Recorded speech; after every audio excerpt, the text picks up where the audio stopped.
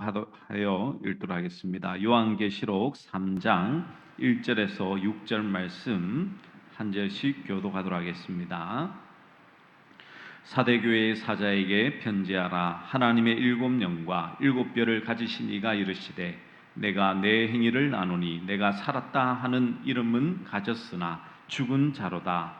너는 일깨어 그 남은 바 죽게 된 것을 굳건하게 알아. 내 하나님 앞에 내 행위에 온전한 것을 찾지 못하였노니.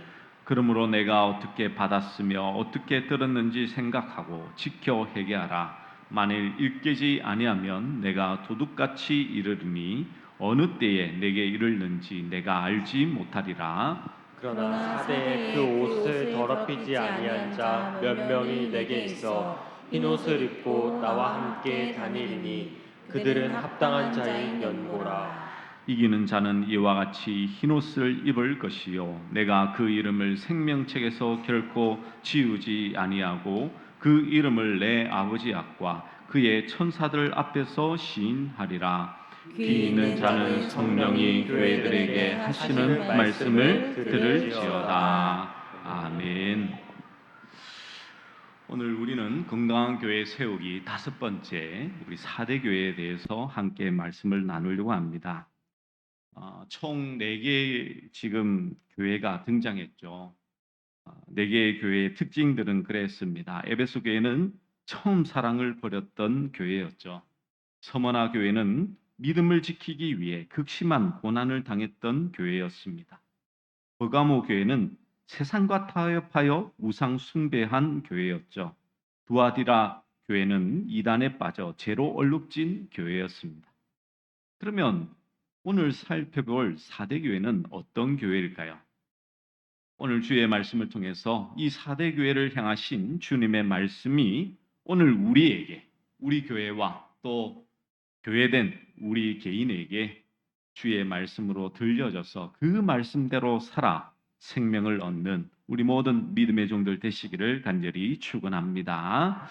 이 4대 교회는요, 지역 사회로부터 큰 명성을 얻고 존중받는 교회였습니다. 그 지역은 이 두아디라에서 남동쪽으로 약 50km 정도 떨어진 곳에 위치했는데요. 이 주전 1200년 정도에 세워졌고 리디아 왕국의 수도였습니다. 특별히 이 사대는 높은 언덕 위에 세워진 도시였습니다. 삼면이 이 절벽으로 둘러싸여 있어서 남쪽으로만 접근이 가능했습니다. 그렇다 보니 군사적으로는 아주 이렇게 중요한 곳이었죠.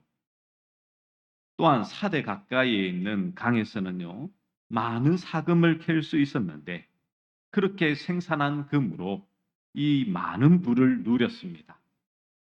최초로 금화가 개발된 곳으로 전해지고 있고요. 금화를 보급하는 곳이기도 했습니다.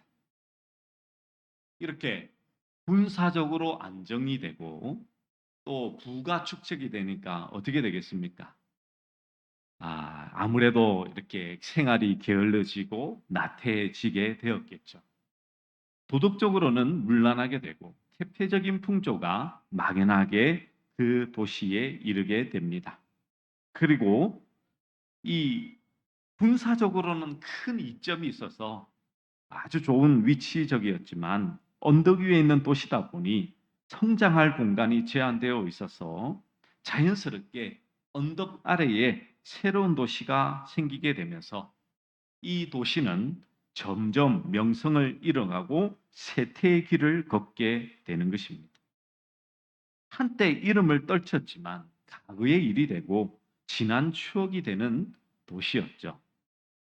이 4대 교회도 이러한 도시의 모습을 닮아 있는 듯 합니다. 쇠퇴의 길로 점점 생명이 꺼져가고 있었던 것처럼 보이죠. 왜냐하면 1절의 말씀해 보시면 예수님께서 이렇게 말씀합니다. 4대 교회의 사자에게 편지하라. 하나님의 일곱 영과 일곱 뼈를 가지신 이가 이르시되.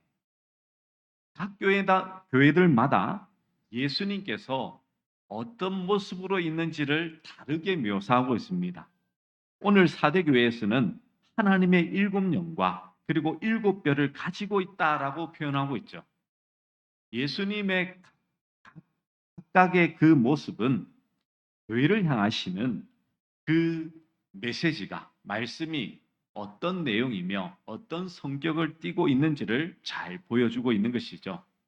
하나님의 일곱 영은요, 1장 4절에, 계시록 1장 4절에 등장하는 것처럼 성령님을 의미합니다.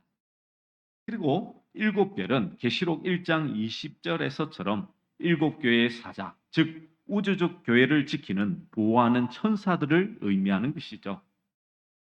사역자라고도 그렇게 생각하셔도 됩니다. 그래서 이 4대 교회에 나타나신 주님은 성령님과 천군 천사들을 가지신 분이심을, 천상의 교회와 그런 사역자들을 가지고 있는 분임을 이제 묘사하고 있는 것이죠. 그렇게 소개하고 있는 것은 그 당시 무기력하고 부패한 4대 교회를 경책하시려는 목적과, 그리고 소수의 충성된 사람들을 보존하시고 격려하시기 위해서 그렇게 등장하고 있는 것입니다. 그러면서 무엇을 말씀합니까? 내가 내 행위를 아노니 내가 살았다 하는 이름은 가졌으나 죽은 자로다라고 말씀하고 있습니다. 아주 이것은 심각한 말씀 중에 한 부분이죠. 여러분, 죽은 자라고 선언한다는 그 의미는요, 얼마나 참 믿는 자들에게는 두려운 말씀입니까? 이것은 죽은 시체를 의미하는 것이 아닙니다. 지금 급속도로 죽어가고 있는 상태를 나타내고 있는 것이죠. 이름은 가졌다라고 말할 때 그 이름은 명성, 평판이라는 뜻인데요. 살아있는 것처럼 보이는 그 명성이 한순간 추락하고 있다라고 그렇게 주님은 말씀하고 있는 것입니다. 외형적으로는 아주 부하기 때문에 생명을 가진 것처럼, 그리고 살아있는 것처럼 보였지만 예수님이 보시기에는 죽은 자들이라는 것입니다. 그러면 우리가 분명히 알아야 될 것은 살았다는 것은 무엇이고 죽었다는 것은 뭐냐는 것이죠. 분명 육신이 살고 죽어 있는 상태를 두고 하는 말은 아닙니다. 요즘은 흔히 교인들이 교회를 평가할 때에 이 교회는 살아있는 교회다, 이 교회는 죽어 있는 교회다 라고 그렇게 말을 하곤 하죠. 그런데 그 기준은 어떤 기준으로 말을 할까요? 보통은 교회가 수적으로 성장을 하며, 그리고 그 교회가 행사가 많고 무엇인가 일들이 많으면 그 교회는 살아있다라고 그렇게 말을 하곤 합니다. 그러나 분명히 알아야 될 사실은요, 교회에 대한 평가는 사람이 할 수 있는 것이 아닙니다. 오직 교회의 주인이신 예수님만이 하실 수 있음을 여러분 꼭 믿으시길 바랍니다. 네. 우리는 하나님께서 교회를 평가한 기준을 찾아서 그 기준 앞에 우리를 세우는 것이 필요할 뿐이죠. 그런데 오늘날 교회는 하나님께서 교회를 평가하신 시각과 기준은 덮어버린 채 인간의 시각과 기준으로 교회를 바라보는 경우가 많습니다. 그래서 활동을 많이 하고 또 수적으로 많아지면 그것은 살아있는 교회, 생명력이 있는 교회라고 말하지만, 그러나 그것은 스스로 살았다고 착각하고 사는 것임을 우리는 알아야 되겠죠. 그런데 문제는 하나님께서 교회를 어떻게 보시는가에는 관심이 없고 단지 사람들의 눈에 살아있는 교회로 보여지기 위해서 애를 쓴다는 것입니다. 그래서 많은 교회들이 여러 행사를 통해서 좀 뭐라고 해야 됩니까? 교회 나오면 좀 일로 치이는 경우들이 좀 많지 않습니까? 이런 일 저런 일 하다 보면 주일날 와서 예배 드리는 것보다는 일만을, 봉사만을 하다가 가는 경우도 그렇게 많이 있을 때가 있죠. 그러나 그런 일들도 우리가 기쁨으로 감당하면 되지만 그 기쁨이 사라지면 그것은 부담으로 남을 뿐일 것입니다. 하나님께서는 분명한 그 기준을 제시하고 계십니다. 어떤 것을 제시하고 계실까요? 교회를 보실 때에 오늘 하나님의 말씀처럼 교회가 살아있는가 아니면 죽어있는가, 그것으로 주님은 교회를 평가하신다는 것입니다. 그러면 우리는 어떤 모습에 있어서 살아있어야 되겠습니까? 아니면 우리가 오늘 말씀을 통해서는 왜 4대 교회는 죽어있는 교회가 되었을까요? 그 이유에 대해서 분명하게 예수님은 말씀을 하고 계십니다. 우리 2절 말씀 우리 함께 한번 같이 한번 읽어볼까요? 함께 들어가겠습니다. 시작. 너는 일깨어 그 남은 바 죽게 된 것을 굳건하게 하라. 내 하나님 앞에 내 행위에 온전한 것을 찾지 못하였노니. 예, 그렇죠. 2절에 보시면 너는 일깨어 그 남은 바 죽게 된 것을 굳건하게 하라. 내 하나님 앞에서 내 행위에 온전한 것을 뭐 했다고요? 찾지 못했다. 온전함이 없다는 것입니다. 온전함이 없다. 여러분, 이것이 4대 교회가 죽었다라는 평가를 받게 된 이유이죠. 그렇다면 우리 역시 우리에게서 행위의 온전한 것을 찾아봐야 되지 않겠습니까? 그러면 우리의 삶 속에 행위의 온전함이 무엇일까요? 도덕적으로, 윤리적으로 온전한 것을 의미할까요? 그렇다면 지구상의 모든 교회는, 모든 성도는 다 하나님께서 죽었다라고 말씀하실 것입니다. 왜냐하면요, 도덕적으로, 윤리적으로 하나님 앞에서 인정받을 수 있는 사람이 있을까요? 없을까요? 한 사람도 없습니다. 이건 단연코 말씀을 드립니다. 성경에도 분명히 말씀하고 있죠. 의인은 없나니? 없으며. 의인 자체가 이 땅에서 존재치 않는데 우리가 어떻게 하나님 앞에서 윤리적으로 도덕적으로 인정함을 받을 수가 있을까요? 어떤 사람들은 온전한 행위를 할 수 없다는 것을 인정하면서도 신자니까 열심히 노력하면 된다라고 말을 하곤 합니다. 뭔가 다른 모습을 우리가 보여줘야 된다라고 말을 하곤 하죠. 그렇지만 하나님은요, 지금 온전한 것을 요구하고 계십니다. 그 나중에 미래에 내가 하나님 앞에 시간이 될 때에, 돈이 있을 때에, 내가 여유가 있을 때 하나님을 잘 믿고 잘 섬긴다? 그거는 하나님께서 지금 그걸 말씀하는 거 아니에요. 하나님께서는 온전하지 않는 것은 받지도 않으신다라고 말씀하죠. 우리에게 행위의 온전함이 조금이라도 부족하다면 우리는 죽은 자일 뿐입니다. 따라서 하나님이 찾는 행위의 온전함을 도덕적인 행동으로 결코 생각해서는 안 되겠죠. 그렇다면 그 근거를 바로 하나님의 말씀에서 찾아야 됩니다. 마태복음 5장 48절에 보시면 이렇게 말씀하고 있습니다. 우리 같이 한번 읽어볼까요? 시작. 그러므로 하늘에 계신 너희 아버지의 온전하심과 같이 너희도 온전하라. 아멘.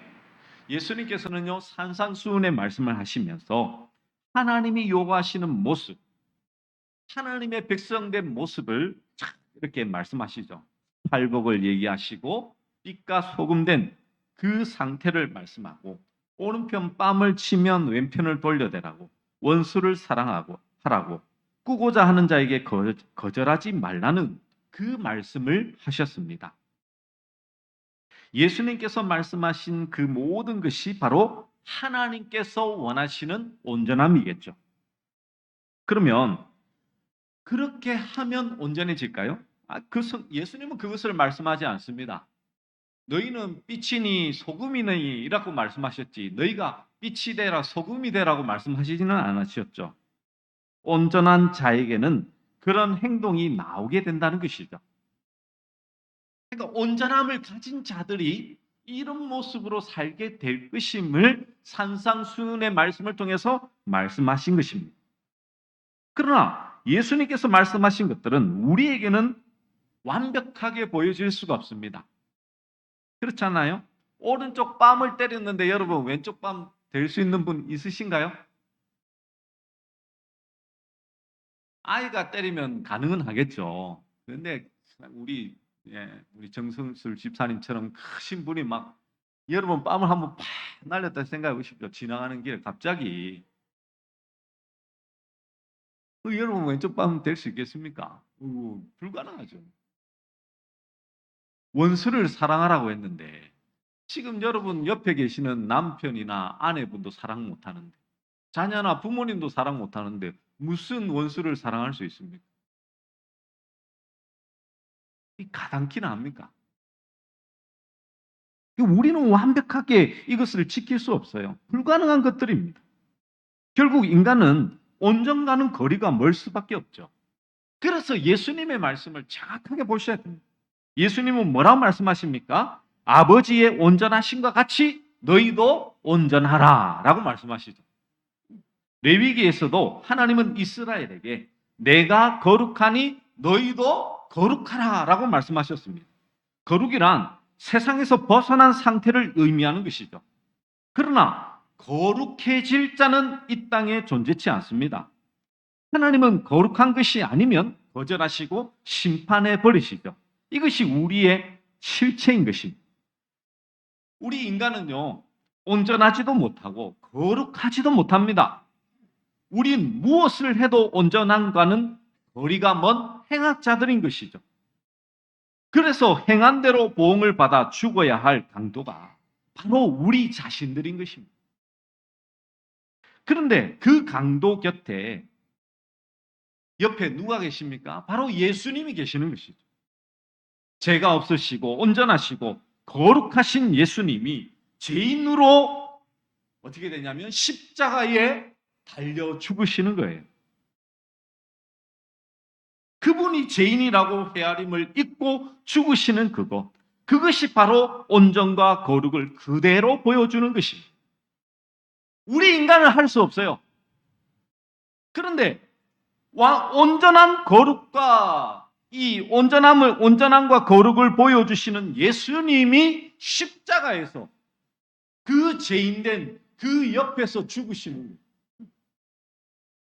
우리가 하지 못하는 그것을 예수님께서 이루어 주시는 것이죠. 무엇을 통해서? 십자가에 죽으시고 부활을 통해서. 그래서 우리는요, 하나님께서 우리에게서 온전함과 거룩함을 요구할 때 누구를 앞세우면 될까요? 바로 예수님을 앞세우면 되는 것입니다. 강도는 어떻습니까? 나는 행악자입니다. 나는 내 행위대로 보응받아서 죽어 마땅합니다. 나는 이제 내 한 몸 사는 것보다는 예수님에게서 불쌍히 여김받고 싶습니다. 라는 그 마음이 바로 성경이 말씀하고 있는 상한 심령인 것이죠. 내 실체가 이러하니 나의 힘으로는 도저히 구원받을 수 없으며 오직 예수님으로부터 긍휼을 받을 때만.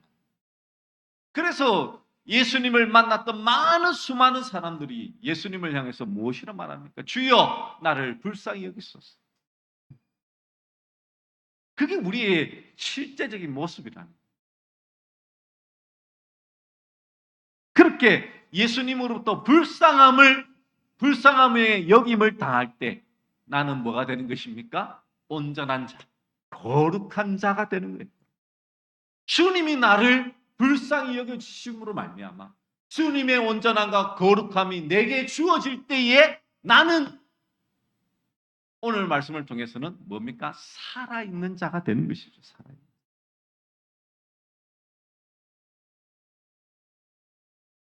그렇다면 사대교회에서 행위의 온전함을 찾지 못했다는 것은요, 예수님만 의지하고 예수님만 앞세우는 것이 없었다라는 것을 보여주는 것이죠.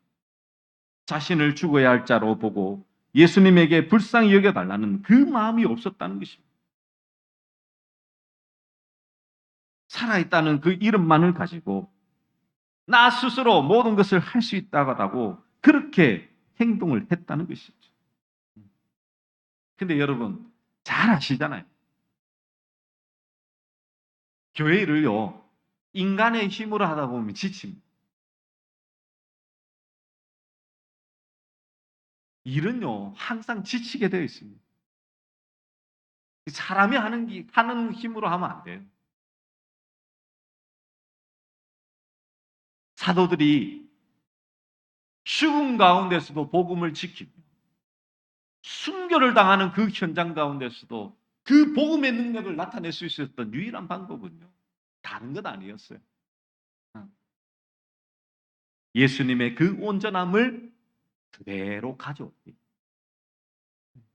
그것이 가능하게 되어 있는 것이죠. 아무리 내가 있잖아요, 교회에 열심히 봉사하고 힘써 일할지라도 그 모습으로는 예수님께 나아갈 수가 없습니다. 이것은 계속해서 주님이 말씀하시는 바입니다. 3절에 보시면요. 그러면 우리가 이제 어떻게 하나님 앞에 이렇게 이제 결론을 얻는가에 대해서 이렇게 말씀합니다. 3절에 보시면 그러므로 내가 어떻게 받았으며 어떻게 들었는지 생각하고 지켜 회개하라. 만일 읽게지 아니하면 내가 도둑같이 이르리니 어느 때에 내게 이르는지 내가 알지 못하리라. 라고 말씀합니다. 어떻게 받았으며 어떻게 들었는지 생각하고 지켜 회개하라. 라고 말씀하죠. 다시 말하면 내가 잘나서 믿은 게 아니라는 것입니다. 예수님을 알게 되고 믿게 된 것은 하나님의 선물이요, 은혜인데 그 은혜 앞에 기뻐하고 감사하고 살지 못하고 인간의 힘을 앞세우고 인간의 재주를 자랑하고 자기가 잘나서 되어진 것처럼 여기는 그것이 바로 온전함이 없다라는 것을 말씀해 주고 있는 것이죠.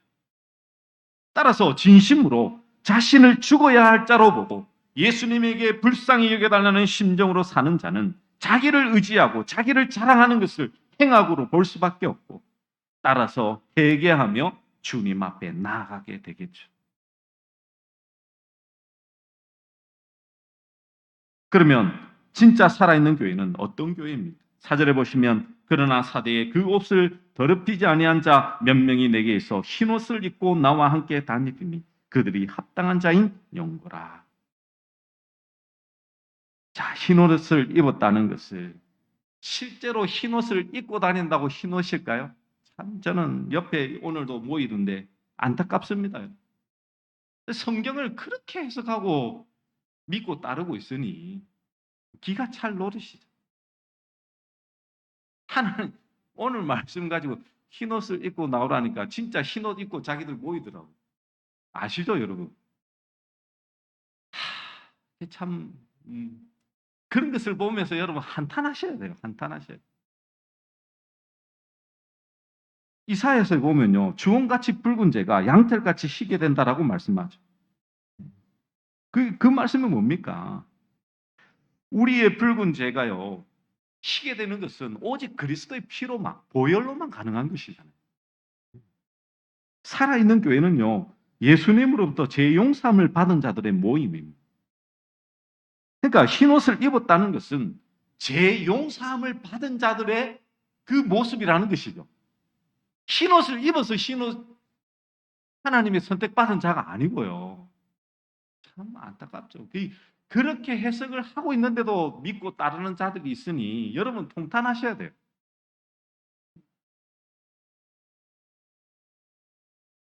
그런 걸 보면 정확하게 여러분 지적해 주실 수 있어야 되는데 이런 말씀들은 분명히 기억하셔야 됩니다. 용서를 유일한 기쁨의 대상으로 삼고 살아가는 자들이 바로 살아있는 교회의 모습인 것이죠.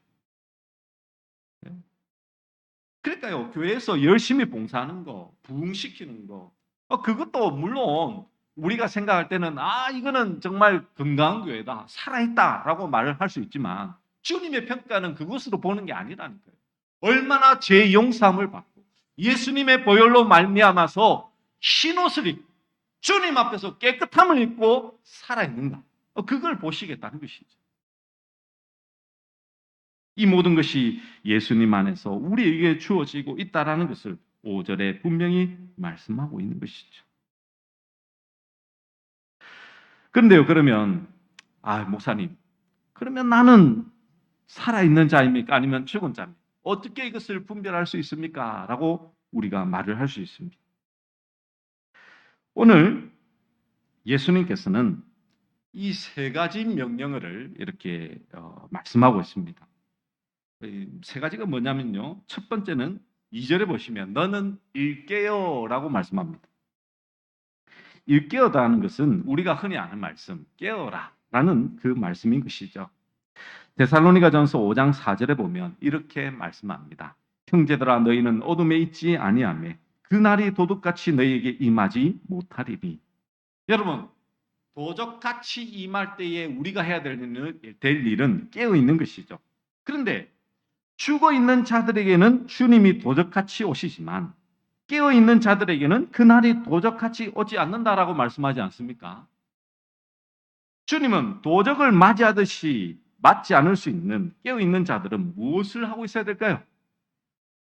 여러분, 119 소방수들이나 경찰관들이나 군대에 이렇게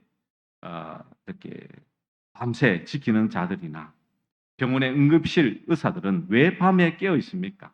각자 해야 될 일이 있기 때문이죠. 그러면 우리는 왜 깨어 있어야 됩니까? 무슨 일을 하기 위해서 깨어 있어야 될까요? 요한복음 6장 29절에 이렇게 말씀합니다. 우리 같이 한번 읽어볼까요? 준비 시작.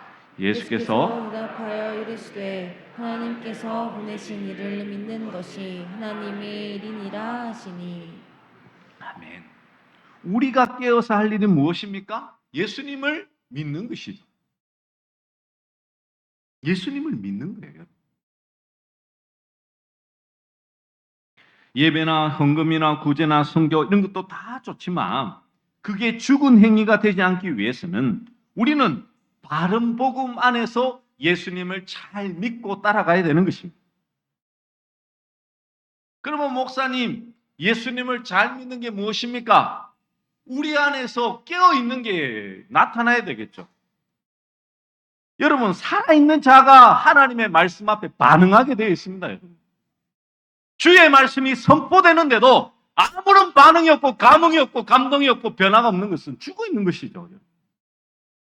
주의 말씀이 선포될 때 그 말씀이 내게 주는 말씀이라 여기고 내가 가슴을 치고 회개하며 주님 앞에 엎드리며 자복하며 진정으로 주님 앞에서 흰옷 입은 자로서 주의 보혈로 나를 깨끗게 하며 주님 앞에 내 자신을 쳐서 주님의 말씀 앞에 순종하며 쳐서 복종시키는 자가 바로 살아있는 자의 모습이라는 것입니다. 그래서 날마다 회개를 통하여 예수 그리스도와 인격적인 관계를 맺고 사는 그 삶, 그것이 바로 예수님께서 인정하시는 하나님 안에서의 바른 삶의 모습이라는 것을 우리는 기억해야 된다는 것이죠. 둘째는요, 둘째 명령 뭡니까? 그 남은 바 죽게 된 것을 굳건하게 하라라고 말씀합니다. 개역 성경을 보면 좀 이해가 안 되죠. 남은 바 죽게 된 것을 굳건하게 하라니까 이렇게 좀 이해가 안 되지만 죽지 않고 남아 있는 자를 굳건하게 하라라는 그 의미인 것입니다. 죽음에 이르지 않고 남아 있는 것, 아직 생명이 남아 있는 것을 굳건하게 하라는 그 명령인 것이죠. 우리가 굳건하기 위해서는요, 오직 주의 말씀 위에 서야 됩니다. 반석 위에 서야 되는 것입니다. 신앙은요, 감정으로 이렇게 여러분 행하시면 안 됩니다. 우리가 좀 이렇게 감정에 이렇게 충만할 때는 은혜가 있다. 감정이 메마르면 은혜가 없다라고 생각하시지만 그렇지 않습니다. 오직 주의 말씀 위에, 팩트 위에, 사실 위에 여러분의 믿음을 굳건하게 세우셔야 되는 것입니다. 그래야 흔들림이 없죠.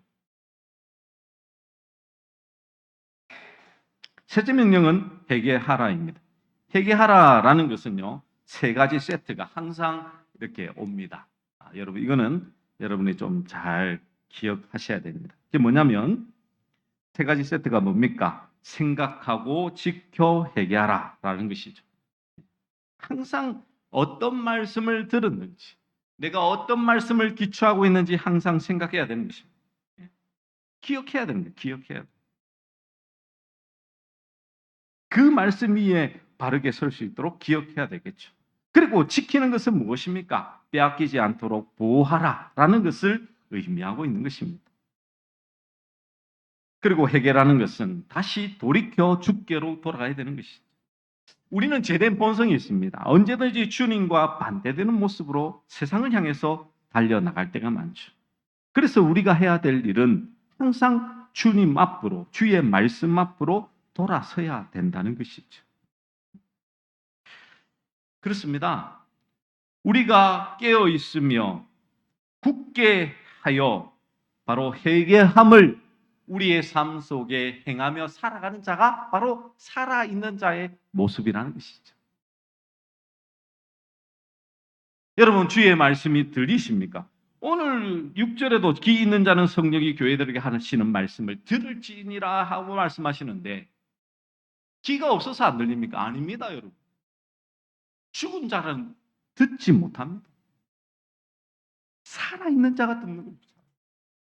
주의 말씀이 들릴 때 이 말씀을 가지고 내 가슴을 치고 그 말씀 앞에 몸부림치며 오직 그 말씀이 내 심령 안에, 내 삶 속에 살아 역사되어지기를 바라는 그 마음, 그것이 바로 진정 살아있는 자의 모습일 것입니다.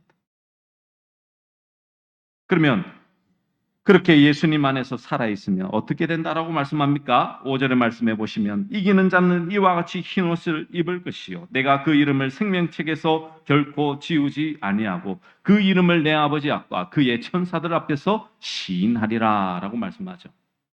흰옷과 생명책 그리고 시인이라는 이 세 가지 선물을 주시겠다라고 말씀하죠.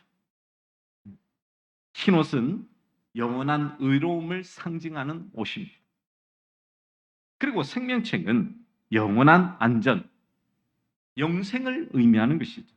여러분, 이 생명책은요, 이미 원래는 기록되어 있습니다. 하나님의 선택받은 자, 예정받은 자는 다 기록이 되어 있죠. 그리고 이 하나님과 천사들 앞에서 시인함을 받는다는 것입니다. 이것은 법정에서 모든 것을 인정한다는 것이죠.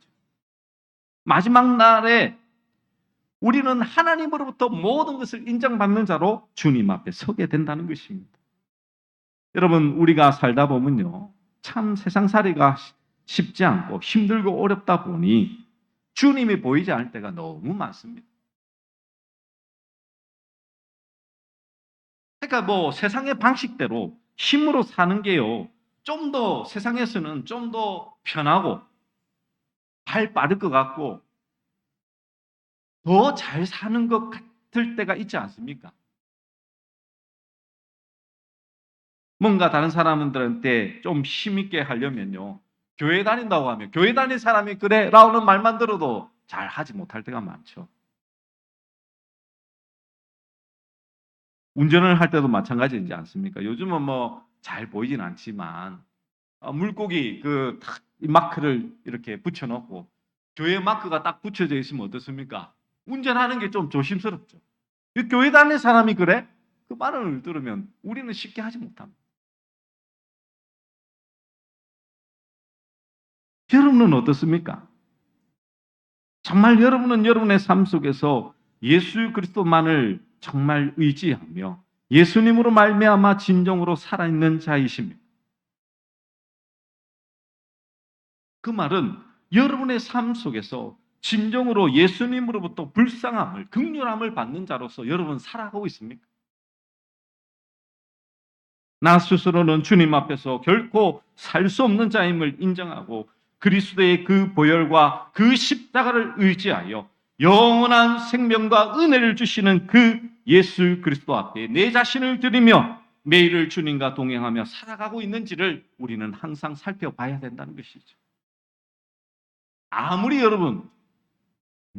여러분의 신앙생활이 오래된다 하더라도 여러분은 진정으로 예수님으로 말미암아 살아계셔야 돼요. 말씀이 지금도 여러분의 삶 속에 살아서 역사되어져야 되는 것입니다. 그 말씀 앞에 여러분이 죄악이 깨달아지거든 눈물로 하나님 앞에 회개함으로 서야 되는 거예요. 여러분이 20년, 30년, 여러분이 목사든 장로든 권사든 아무런 그 필요 없습니다, 여러분. 여러분이 진정으로 죄를 깨달으면 어느 순간에서라도 여러분이 자복하고 하나님 앞에 회개함으로 서는 거, 그게 진정 살아있는 자의 모습이라니까요. 어느덧 이 고개가 뻣뻣해지고 내가 많이 아는 거, 지식이 여러분을 구원시켜 줍니까? 천만의 말씀입니다. 아무리 내가 성경 말씀을 많이 한들 여러분이 죽어 있는 자면요 아무런 소용이 없는 것입니다. 그 지식이 여러분을 살리는 것은 결코 아니거든요. 그 말씀 앞에서 여러분의 심령이 지금 찢어지셔야 돼요. 여러분의 실존이, 여러분의 제약된 모습이 보여지고 완전함이 없으며 거룩함이 없는 그 제약된 모습으로 하나님 앞에 서야지만 내가 살아있는 자라니까요. 살아있는. 그러므로 매일의 삶 속에서 여러분 어떤 모습으로 주님 앞에 서 있습니까? 세상에서 실패하는 것 같은 그런 연약함을 신앙으로만 여기고 있지는 않으십니까? 우리는 결국 최후 승리를 하게 될 것임을 주 안에서 우리는 기억해야 된다는 것을 잊지 마시고 매일의 삶 속에서 이 믿음을 가지고 주님과 함께하는 이것이 참된 승리의 길임을 믿으며 오직 예수 그리스도 앞에 내 자신을 드리며 그리스도 안에서 참된 거룩함을, 온전함을 이루어서 살아있는 자로 하나님 앞에서 살아가시는 우리 모든 믿음의 종들 되시기를 간절히 축원합니다. 우리 말씀을 기억하며 우리 함께 찬양할까요? 우리 믿음으로 서리라. 우리 함께 찬양하도록 하겠습니다.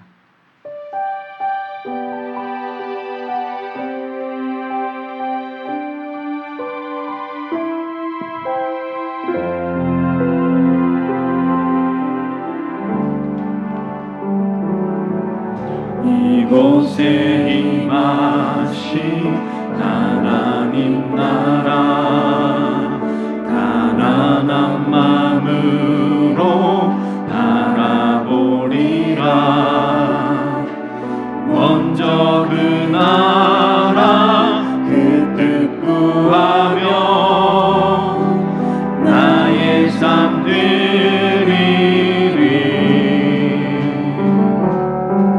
주님이 맡기신 하나님 나라 믿음의 눈으로 바라보리라.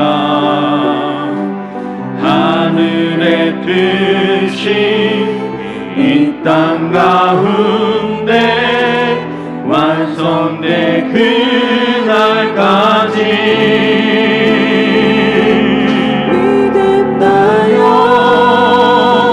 그 위에 서리라.